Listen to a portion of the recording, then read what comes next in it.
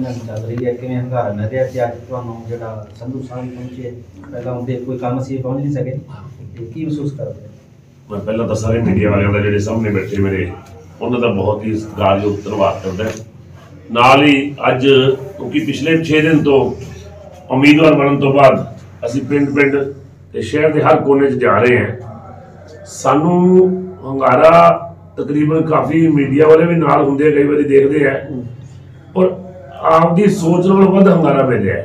जिथे कि लोग कहते सी पिंडां 'च नहीं हंगारा मिलना, पिंडां दे विच भी हर पिंड दे विच बहुत अच्छा हंगारा मिल रहा सी। काफ़ी पिंडां 'च थांदेवाला, चढ़ेवान, कान्या वाली, मकंदे वाला, वधाइयां, मेरा ख्याल अंदाजा ज़्यादा नहीं तो 24-25 पिंडां दे विच मैं जाके प्रोग्राम करके आया और बहुत वधिया भारतीय जनता पार्टी हंगारा मिले, क्योंकि नरेंद्र मोदी जी देश के प्रधानमंत्री जिस दिन तो बने हैं, जिवें मेरे तो पहले भंगिया साहब ने कहा भी कोई करप्शन का दाग नहीं गा, एक इहो जी सरकार है जी पिछले 75 साल च कदे भी नहीं आई सी और ये सरकार दी नीतियां दे उत्ते लोग वोट ला रहे हैं। जिहड़ियां प्रधानमंत्री दी स्कीमां है, जिहड़ी पीएमआई दी स्कीमां आ रही हैं, उनका लोगों ने आनंद पाने हैं और लोग ये समझते हैं भी जिहड़ी स्टेट गवर्नमेंट है चलती होनी चाहिए और केंद्र दे विच भारतीय जनता पार्टी है तो पंजाब की भारतीय जनता पार्टी सरकार बननी चाहिए है। और नाल ही अज मैं तुहानूं दसना चाहना भी एक रूमर फैलाया जा रहा है, क्यास लग रहे थे जिसका गुरचरण सिंह संधू एक्स आरटीओ जिहड़े है ये किते, क्योंकि देखो जो पार्टी की टिकट मंगते हैं तो सारे अश्विनी जी है बैठे, संदीप जी बैठे है, सारी टिकट नहीं करके भंडारी साहब PLC वालों मंगते थे टिकट, लेकिन टिकट एक उम्मीदवार को मिलनी है तो पार्टी ने मैनू ये टिकट दी है और मैं इन्हों का जितने नाल धन्यवाद भी करता है। उत्थे मैं तुम्हें दसना चाहना भी संधू साहब साडे नाल चट्टान वांगू खड़े है। इन्हों के परिवार दे विच कोई दिक्कत हो गई सी, कोई डेथ हो गई सी मेरे रिश्तेदार जो उन्होंने बाहर जाना पाया 2-3-4 दिन और अज ही आए हैं। सवेरे मैंने फोन आया सी डेला जी असीं बिल्कुल नाल मेरी ड्यूटियां लाओ जिथे रखनी है और असीं डोर टू डोर कंपेन करांगे, जिथे भी पार्टी की सानूं लोड़ आ असीं इत्थों मुक्तसर दे विच विधान सभा इलैक्शन उन्होंने जिताउण वास्ते हरदम तैयार है। उत्थे ही कुलदीप सिंह भंगियाला जी क्योंकि फरीदकोट के साडे पुराने मित्र है, ये फरीदकोट तो विधान सभा के उम्मीदवार वास्ते तैयारी कर रहे सन, उत्थे की टिकट किसी होर नूं मिल गई तो मैं इन्हां कोल पिंड दे विच गया करने वाली, मैं और रश्मि जी गए इन्हां कोल पिंड दे, इन्हां दा पिंड है भंगेवाला क्योंकि जिहड़ा मुक्तसर विधान सभा च है तो असीं इन्हां नूं जाके बेनती कीती। मैं कहा गल इह भी तुसीं क्योंकि जद्दी पिंड तुहाडा भंगेवाला है और बड़ा वधिया तुहाडा सर्कल है इन्हां पिंडां दे विच, साडी आके मदद करो। हाँ, और जिला परिषद का इलैक्शन भी लड़े सीगे, बड़े पुराने पिछले भी 22 साल तो पार्टी नाल जुड़े है तो मैं जाके इन्होंने कहा भी तुसीं मुक्तसर भी साडे ध्यान दिओ, इन्होंने कहा सी मैं मुक्तसर आऊँगा। संधू साहब की कहना चाहोगे अज प्रेस कॉन्फ्रेंस सदी है कि मुख मंतव की है?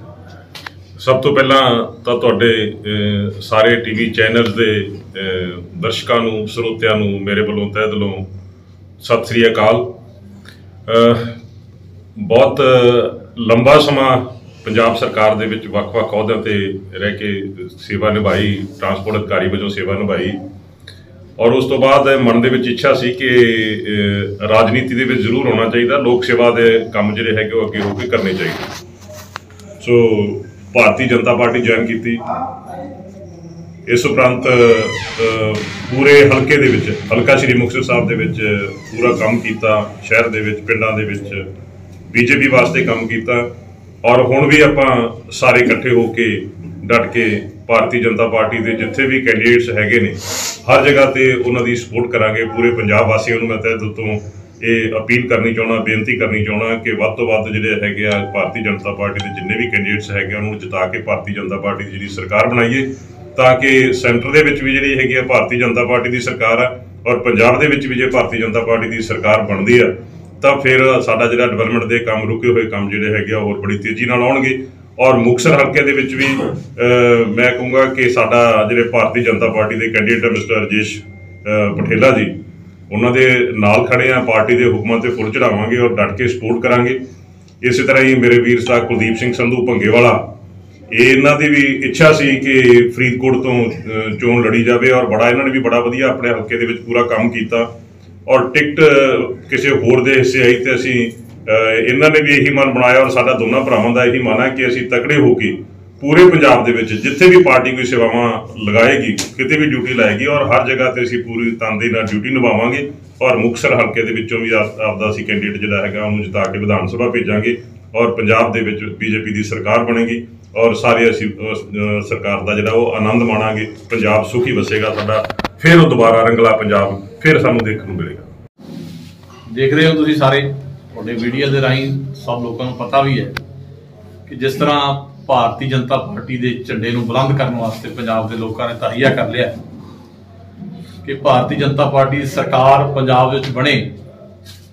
ਜਿਸ ਤਰ੍ਹਾਂ ਸਾਡੀ 7 ਸਾਲਾਂ ਤੋਂ ਕੇਂਦਰ ਦੇ ਵਿੱਚ ਸਰਕਾਰ ਨਿਰਵਿਘਨ ਤੇ ਨਿਰਦੋਸ਼ ਚੱਲ ਰਹੀ ਹੈ, ਕੋਈ ਦੋਸ਼ ਨਹੀਂ ਸਾਡੀ ਸਰਕਾਰ ਦੇ ਉੱਪਰ।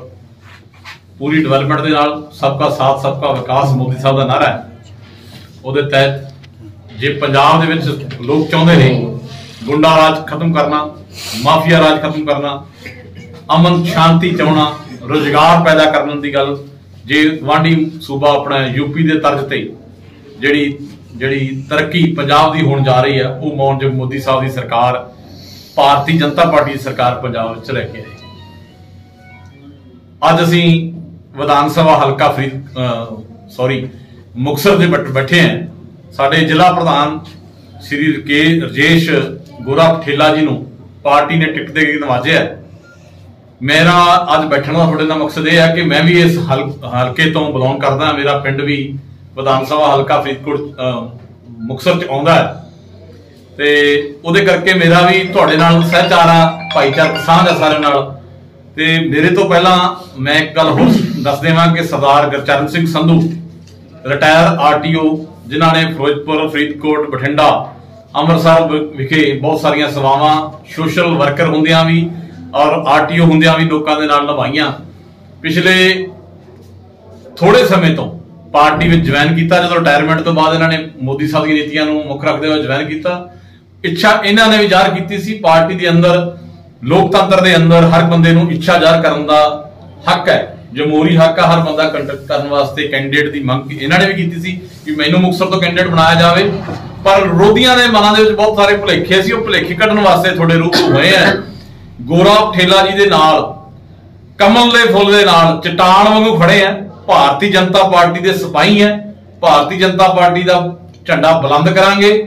ਸਾਡੇ ਨਾਲ ਗੱਠਜੋੜ ਤੋਂ ਸਾਡੇ ਭੰਡਾਰੀ ਸਾਹਿਬ ਬੈਠੇ ਨੇ, ਸੰਦੀਪ ਗਿਰਧਰ ਜੀ ਬੈਠੇ ਨੇ, ਅਸ਼ਵਨੀ ਗਿਰਧਰ ਜੀ ਬੈਠੇ ਨੇ ਜਿਹੜੇ ਸਟੇਟ ਕਾਰਜਕਾਰੀ ਮੈਂਬਰ ਨੇ, ਤਰਸੇਮ ਗੋਇਲ ਜੀ ਬੈਠੇ ਨੇ। ਹੁਣ ਮੈਂ ਗੁਰਚਰਨ ਸਿੰਘ DTO ਸਾਹਿਬ ਨੂੰ ਬੇਨਤੀ ਕਰੂੰਗਾ ਕਿ ਤੁਹਾਡੇ ਰੂਬਰੂ ਹੋ ਕੇ ਦੱਸਣਗੇ ਕਿ ਕਿਸ ਤਰ੍ਹਾਂ ਪਾਰਟੀ ਦੀਆਂ ਬੁਲੰਦੀਆਂ ਤੇ ਲੈ ਕੇ ਜਾਣਗੇ ਔਰ ਵਿਧਾਨ ਸਭਾ ਹਲਕਾ ਮੁਕਤਸਰ ਨੂੰ ਜਿਤਾ ਕੇ ਵਿਧਾਨ ਸਭਾ 'ਚ ਭੇਜਣਗੇ। ਇੱਥੋਂ ਦੇ ਕੈਂਡੀਡੇਟ ਨੂੰ ਕਾਮਯਾਬ ਕਰਨਗੇ ਔਰ ਮੋਦੀ ਸਾਹਿਬ ਨੂੰ ਕਾਮਯਾਬ ਕਰਨਗੇ। ਭਾਰਤੀ ਜਨਤਾ ਪਾਰਟੀ ਦੀ ਸਰਕਾਰ ਬਣਾਉਣਗੇ।